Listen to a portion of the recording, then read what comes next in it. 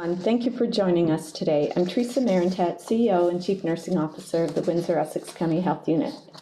Please continue to do your part to prevent the spread of COVID-19. Stay home if you are sick, maintain a 2-meter distance from others, wash your hands often with soap and water, or use an alcohol-based hand sanitizer. Use proper respiratory etiquette by coughing into a tissue or your sleeve, and wear a mask when you cannot maintain a 2-meter distance from others. I will now report our current case counts. There are 168,960 confirmed cases of COVID-19 in Canada and 54,814 cases in Ontario. Chatham-Kent has 371 cases and Sarnia-Lambton has reported 347 cases. Michigan now has 128,923 cases, with 14,561 cases being in Detroit. Today, we are reporting a total of 2,680 cases of COVID-19 since March, an increase of 6 cases from yesterday. 3 are close contacts of confirmed cases. 1 is an agri-farm worker, 1 is community acquired, and 1 is still being investigated. 2,567 cases are now resolved, and 37 cases are active and being followed by our health unit. 2 people are in hospital.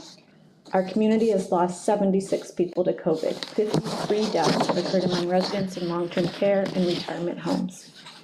There are currently no outbreaks to report at this time. Symptoms of COVID can range from mild to severe. Some common symptoms include fever, a new or worsening cough, a barking cough, chills, sore throat, shortness of breath, nausea, vomiting, diarrhea. Testing is available by appointment at select pharmacies in Windsor with specific criteria for people without symptoms. Please contact Shoppers Drug Mart for further information. Testing is also available by appointment at the assessment centers in Windsor-Essex. Testing at assessment centers is for those with at least 1 symptom of COVID. High-risk contacts as directed by our health unit, and workers or residents of a facility experiencing an outbreak as directed by our health unit. Windsor-Essex has 3 assessment and testing centers: St. Clair Complex, Windsor Regional Hospital, Olette Campus, Erie Shores Healthcare in Leamington, and SOHAC in Windsor, where testing is available for First Nations, Métis, and Inuit people and their families. If you have symptoms and have been tested, you must stay home and remain isolated pending your test results. The health unit will call you if you have tested positive for COVID-19. Please continue to visit our website at wechew.org for more information. I will now turn it over to Dr. Wajid Ahmed, our Medical Officer of Health. Good morning, and thank you for joining us today. There's a lot of conversation about Thanksgiving, recommendations and plans from the government and from this health unit. This is usually a time of year filled with tradition when we celebrate all we have to be thankful for. As part of tradition, families gather together to share a meal, stories, and celebrate. This year, however, we all need to set new tradition and find new ways of celebrating Thanksgiving safely, preventing the spread of COVID-19. COVID-19 is a disease that is spread through close contact when someone coughs or sneezes. The risk of transmission during close gatherings such as dinner parties and family events increases the potential for transmission of COVID-19.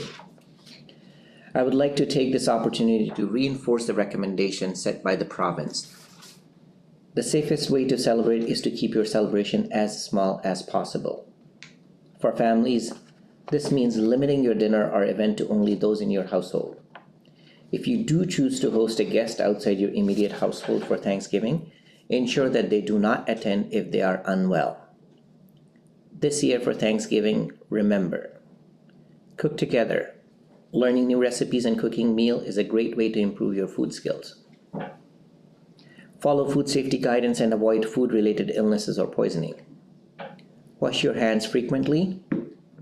Share a virtual meal instead of hosting people in person Thanksgiving virtually.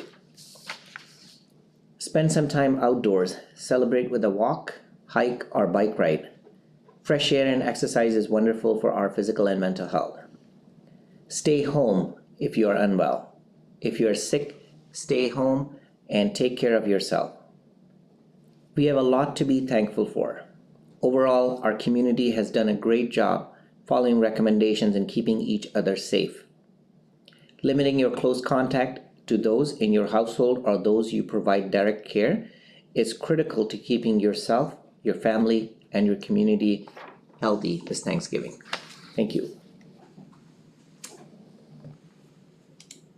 The conference is now unmuted. We'll now take questions from the media. We'll start with Blackburn. No questions today, thank you. Okay. Any questions from CBC? No, thank you. Amy Hundred? Dr. Ahmed, just your point about Thanksgiving, are you worried if large gatherings do happen that come 2 weeks from, I guess, next Monday or this weekend, we could see a good number of a spike in COVID cases in Windsor-Essex? Absolutely, and I think that's what the concern is, and even we have our own examples of how the community clusters initiated in our region and how it resulted in up to 40 cases or more than 40 cases in as a result of just one cluster. So even events like a little event which sounds very benign and doesn't sound very high risk, but it just takes one person, and I'm not saying that one person intentionally go to these type of events. Even they are not aware, their symptoms are mild or they are in the early symptomatic phase and could potentially put someone at risk. More specifically, when we are talking about families and coming together, that could also mean your parents, your grandparents who may be older, who may have some kind of underlying medical issues, and putting them at risk would not something that nobody wants. So I think it is a concern that if people are being too careless in not following these recommendations, that could be the risk. And hoping that our community, as we have done a great job in keeping our numbers low, we continue to follow those recommendations. We continue to be safe in our community and protect everyone. Speaking of the clusters, I believe the first cluster, that might be done, but the second cluster, are there still cases popping up because of the second cluster? No, I think that cluster also was ended. We didn't see any additional cases out of it. And I don't have a final number that how many people were impacted by it, but I think it was close to 30 that were impacted by the second cluster. So the first cluster, like you mentioned, caused about 40 and the second one in the 30 range? Yes. Less than 30, Okay. I would say, the second one. Okay, thank you. Any questions from the Windsor Star? Yes, good morning, Doctor. Good morning, Teresa. I'm just wondering if the COVID case among a student at Kennedy High School, if that was still handled smoothly and as expected with the public health nurses assigned to that school? So the school cases, we still continue to use the model that we developed with the school nurses being assigned and the communication with the principals. So that continues. Okay, thank you. And then separately, I know, Doctor, you're probably not going to be happy about this one, but I'm just wondering if I can get your reaction to the president's recent tweets, very much downplaying the severity of COVID. Well, obviously, I think people can react the way they want. It's unfortunate that when people in they have a good outcome or they had a good outcome, but doesn't mean that it downplays the importance of how bad or deadly it can be for people. And as we know, around the world, close to, I believe, almost like more than 1 million people already died as a result of COVID. And just alone in the United States, more than 200,000 people are dead.